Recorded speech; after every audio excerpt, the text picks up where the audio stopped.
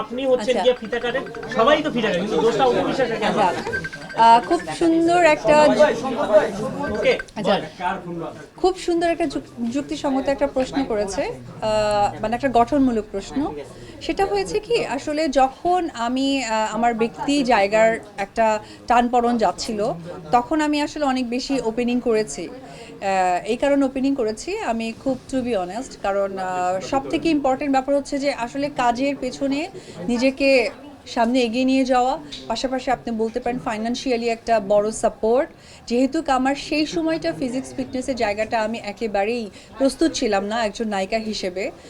তারপর হয়তো টুকটাক কাজ করেছি, হয়তো দায়িত্ব জায়গা থেকে বা কমিটমেন্টের জায়গা থেকে, সেই জায়গা থেকে আমার আসলে ওপেনিংটা করা হয়েছে। কারণ ওপেনিংটা আসলে একটা আর্টিস্ট তার গুড প্রেজেন্টেশন দিয়ে ওপেনিং করে এবং সুন্দর একটা ব্যবসা প্রতিষ্ঠানের যাত্রা শুরু করার জন্য আহ্বান জানাই আমার দর্শকদের মাধ্যমে এবং সাংবাদিক ভাই বোনদের মাধ্যমে।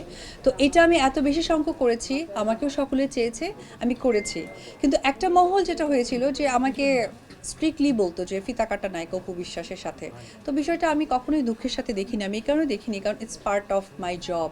আমি একজন সেলিব্রিটি, আমি যখন একটা জায়গায় যাব, এই যে আজকে আপনারা ভাইরা যারা এসেছেন, আমার বিশ্বাস যে একজন সেলিব্রিটি যখন যাবে, আপনাদেরকে আমন্ত্রণ না জানালেও আপনাদের দায়িত্ব জায়গা থেকে যাবেন, কারণ আপনাদের অফিসিয়ালি এক ধরনের টার্মস থাকে যে একজন সেলিব্রিটি যাচ্ছে তার মনের ভাব প্রকাশ করার নিয়ে আসেন। কিন্তু একজন সামান পিপল, যদি নর্মাল কেউ একজন যদি যায়, তখন কিন্তু আপনাদেরকে ইনভাইট করলে তখন বেশ কিছু বাইন্ডিংসের মাধ্যমে আপনাদের যেতে হয়।